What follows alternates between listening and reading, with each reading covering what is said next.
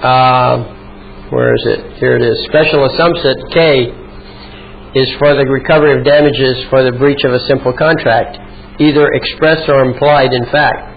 It is often used to denote an express or explicit contract as contrasted with a promise implied in law. So some contracts are assumed. I think there's an assumed contract where a child is expected to be supported by the parents. I think that's a contract that's understood in law. There's a little side note, by the way. Slavery has been outlawed. You cannot force a person to work, okay? And also, debtor's prison has been outlawed. You cannot put a person in jail because they owe a debt, okay? But there's an exception to that, yes? Well, if you're convicted, you've lost everything. You know, you are now in jail. And, yeah, there they can use your labor, okay? But on the outside world where you supposedly are free, then slavery has been outlawed. But there, as I was trying to get into, there's an exception to that. You named one of the exceptions. The other exception is that a parent must support the child. And the government can force a person to go to work and can enslave the person for purposes of supporting the child. That is an ancient law that is universally recognized. Nobody knows when that law got started, but it goes way back. Okay, so that's definitely old common law as well as modern law. So, let's see. Going back up to where we were. Is there such a thing as threat of conversion? What on? Written threat of conversion. Threat on conversion? Threat of conversion. Threat of conversion? Well, I think that's called extortion. If you don't do something, I'm going to convert this. Yes. Where's extortion fit in the common law? What do we call it?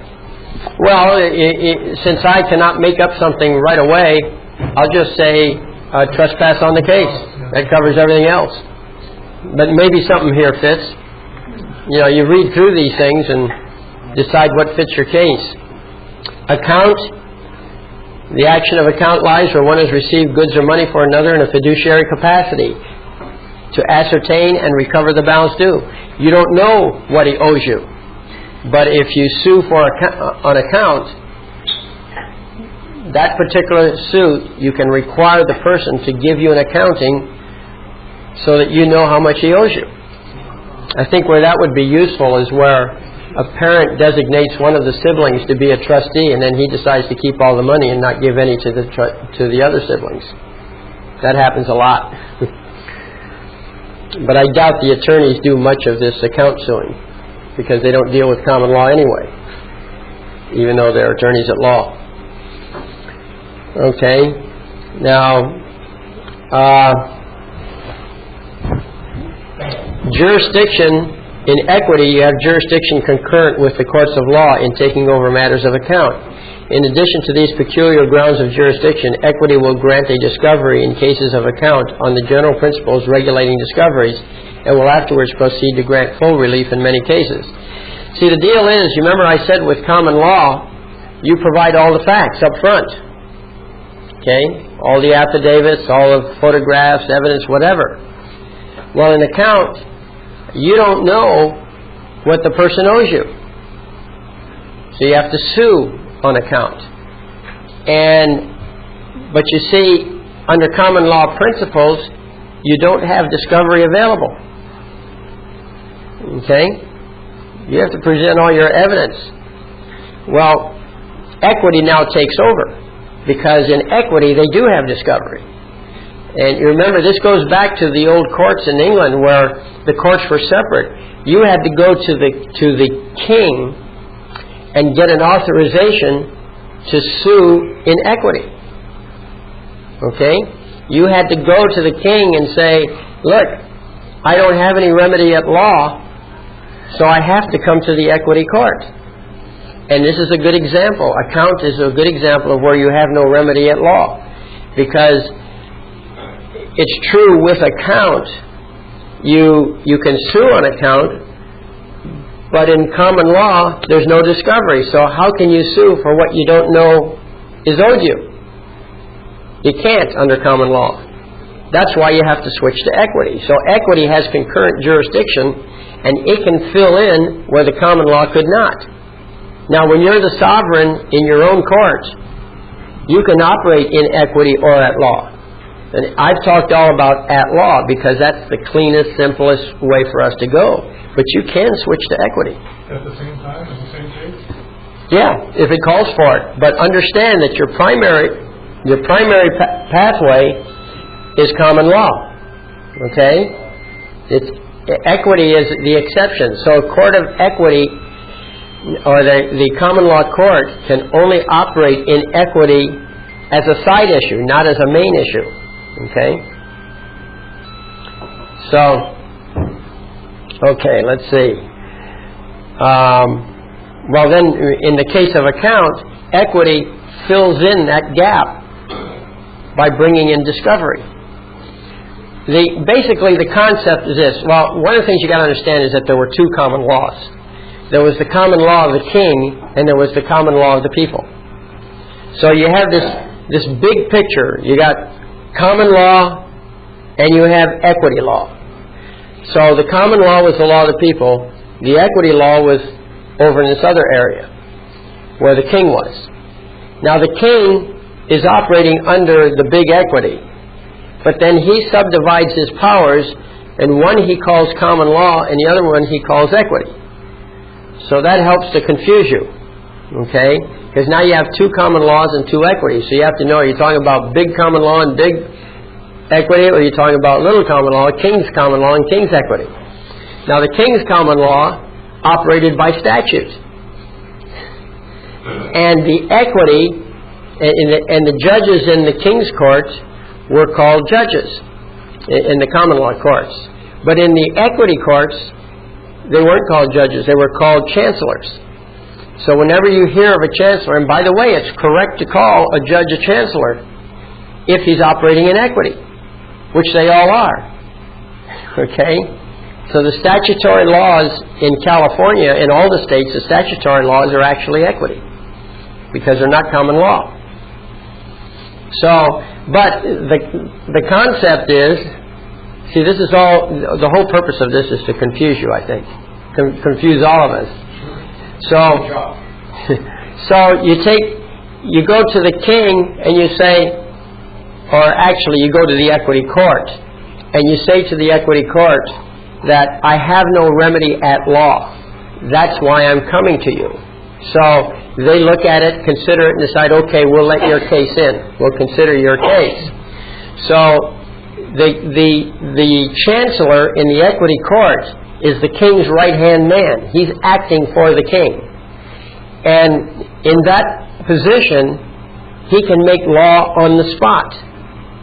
So you have no remedy at law. There is no statute to cover it.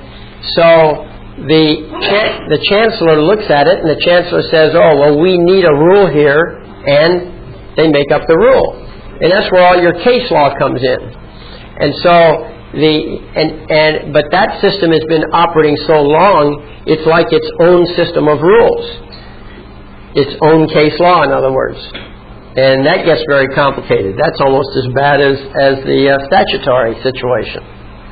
But, yeah. Why would you want to do that if, as a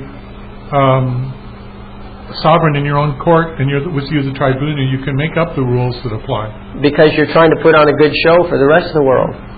So you only do it when you know the outcome and where it's certain. You only do it when you have no other choice in your own mind. I mean, you try to put on a good show, so you try to use existing rules. So I bring in existing rules all the time. All right. In fact, we'll get to that in a moment. Let's see. I'm going through all the items here. There's there's the 11 common law actions, which I've listed in more detail here, so you can refer to it later when you're trying to structure a case. Then we have a second cause of action, trespass on the case. third cause of action is also trespass on the case, but it's vicarious liability. The first one was didn't label it, but there was a second cause of action. The vicarious liability, what that means is, did I footnote that? I don't think I did. Basically what vicarious liability is that you're connected to the problem. And because you're connected to the problem, even though you were not directly involved, you still have the responsibility. I'll give you a good example. It's a universal principle that government makes the laws, but they're not suable. Okay? They have sovereign immunity. Well, for the sake of discussion, let's say they're sovereign and they have sovereign immunity. Okay, as long as they're just making the rules and stop there, yeah, they have sovereign immunity because they haven't done anything. They've just said to the people, look, this is how you do things. But now the state of California went a step further. Not only do they make up the rules called the vehicle code, but they have a quality control force out there called traffic cops. They have educational programs. They have testing procedures. They are involved. And because they're involved, they've lost their sovereignty. Now, the average accident is less than $15,000. So what's the minimum insurance that you have? $15,000, right? That's how they arrived at that figure. At least I assume so. Okay? Just coincidental, right? But you see, they are liable. And we have a case where this guy got hit by a car. He was on his bicycle, and he resulted in like $50,000 or $100,000 in medical bills. Okay? And so he sued not only the driver, but he also sued the state, because the state licensed the driver. Not only did the state license the driver, but the driver was a licensed minor, and the state specifically has said that the minor is not responsible for more than $15,000. There's a statutory limit to his liability. Not only that, but the parent is also responsible, but the state has said the responsibility is limited to $15,000. Not only that, but the state has said the aggregate total between the two, driver and parent, is $15,000. So, what does that make the state? It makes the state a third-party intervener. Now, we don't mind if you intervene as long as you're willing to pick up the tab. Okay? Not yet, but we're ready to file the judgment as soon as Ron lets me. He keeps me busy doing other things. But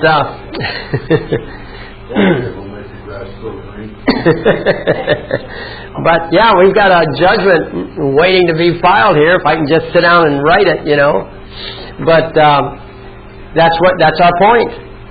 Is that they're third-party interveners. They are involved in the process, so they have no sovereignty. Plus, they have no sovereignty anyway. Okay? Because they're involved. Sure, they're involved. They're an active part of this whole process. They're not just setting rules. They're actually involved. And they demurred. Yeah, so we're happy every time somebody demurs, we're happy because they admit the facts. See, that's the key. They admit the facts. Excuse me, Mr. Bill.